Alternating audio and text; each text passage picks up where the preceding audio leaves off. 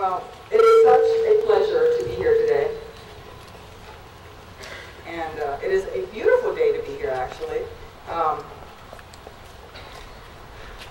am incredibly honored to be in the presence of our Gold Star mothers and to all of my fellow veterans, all the men and women who wore our nation's uniform and for whom duty to country meant more than their own lives.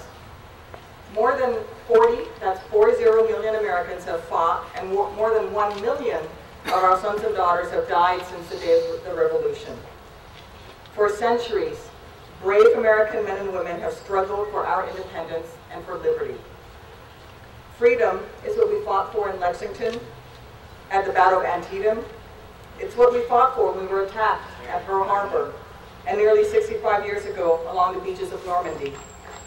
It's what we fought for on Mount Suribachi, and in Korea, Vietnam, Kuwait, and in Iraq during the first Gulf War. And now it's what our American service members continue to fight for in Iraq and Afghanistan, and wherever they are called for duty. Freedom, it's a tribute to our nation's founders, and it is the symbol of all that we hold dear in this great land. The ground that we stand on today, the very air we breathe, was paid for time and time again by the blood of our warriors. Every mountain between our coasts, every island over which an American flag flies, every acre of beautiful farmland, every tree, every lake, every river was paid for by a veteran. Let us never forget those who paid for this land with their blood.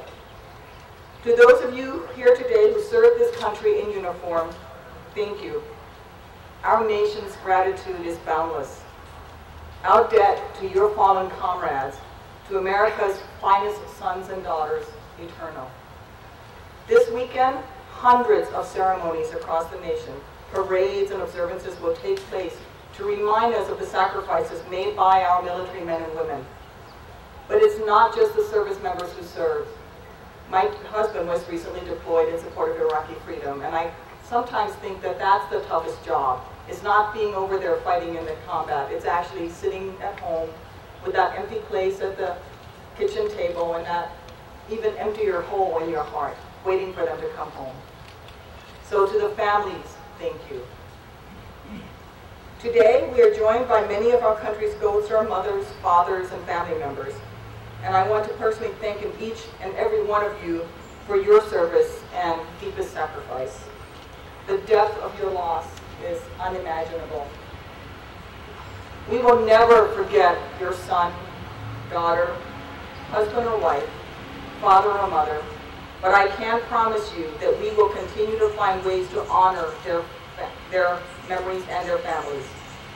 President Obama and Secretary Shinseki and all of us at VA are renewing our nation's commitment to you and your families who sacrificed so much.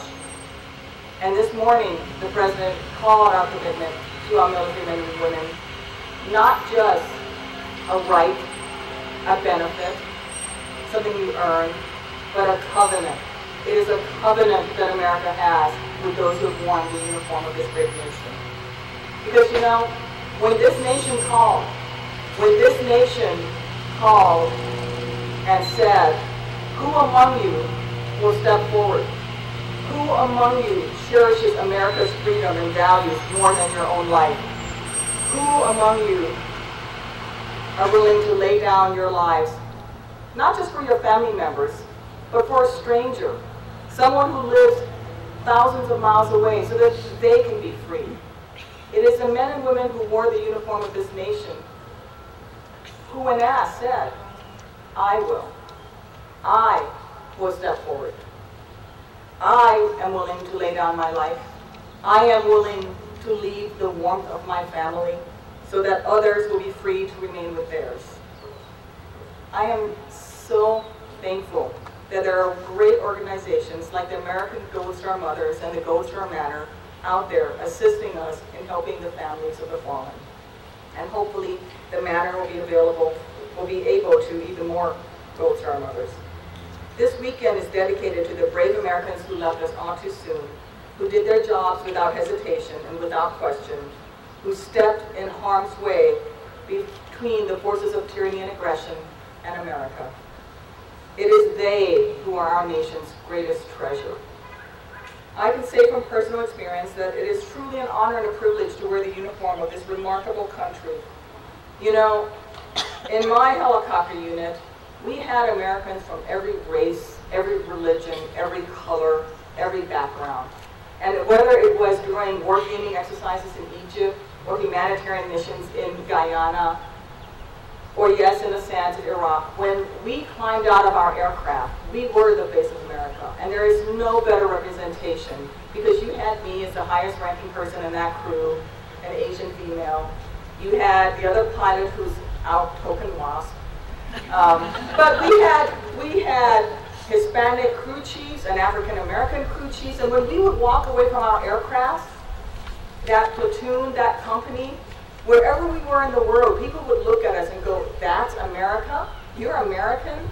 And we would always answer, "Yes, yes." And she's the highest ranking person, but that aircraft belongs to Sergeant Jones, who's the African American, and you better go ask his permission before you touch it.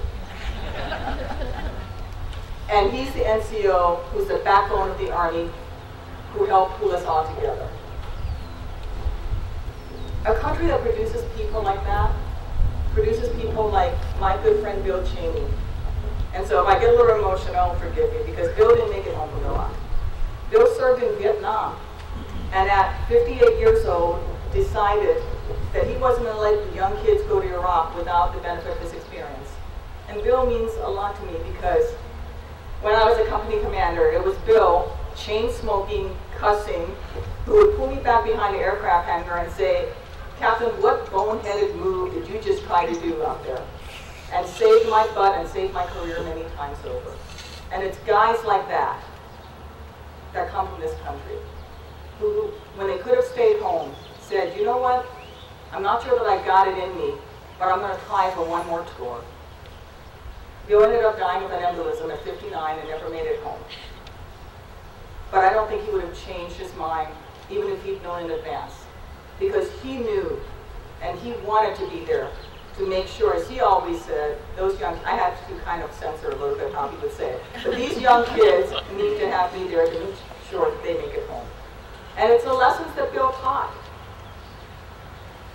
that were with us that day that my aircraft was shot down, so that my buddies did put the mission first, didn't accept defeat, didn't quit, and most important, didn't leave a fallen comrade behind. They are why I wake up every day with a sense of purpose to live my life to the fullest. I have to live my life not just for me, but for Bill and the thousands of others who did make it home. I live my life so that I can live that life that they didn't have a chance to live. There are young men and women out in the trenches fighting for our freedoms right now as we speak here today in beautiful Long Beach. I feel a special obligation that we honor those who did make it home as we provide medical care to more veterans than ever before and continue to improve the benefits of that care. This includes continuing and improving care for our survivors to make sure that our commitment to them is as important as our commitment to their loved ones and their sacrifice. We honor our fallen heroes by assisting their comrades return to civilian life with housing, education, and employment assistance. A historic investment in higher education for our veterans with the new GI Bill that guarantees that the next generation of American leaders in all parts of America will know the sacrifices that come with the uniform and govern their actions with the knowledge forever on their minds and in their hearts of the sacrifices made by our military men and women. And we honor that memory by expanding our national cemetery system to ensure that wherever an American service member lies, it is a shrine. We honor those brave men and women on days of sadness and days of triumph, and we remember the sacrifices they so nobly offered on behalf of a grateful nation. And in doing so, we today take our place in the long line of Americans who have understood that it is altogether fitting and proper to pay tribute to those who have secured the blessing of liberty with this nation. I urge all of you to join fellow Americans on Memorial Day at 3 p.m. to participate in the National Moment of Remembrance, a program legislated by Congress and proclaimed by the President to remember all those who have fallen for our nation. I want to thank you all for letting me speak today. And to all of those here who've lost a family member, a friend, or, as in my case, a mentor, take comfort in knowing that their memories will forever live on. And I personally, on days like today when the sun is shining down, I think that that's Bill smiling down at me. So think of it as the warmth of that hug of that son or that daughter or that spouse or that parent who didn't make it home. Whenever I view the sun and whenever I see the beautiful day, I think of Bill. We will never forget you. Thank you. God bless you. God bless our future and Palm Day today. And always, God bless America.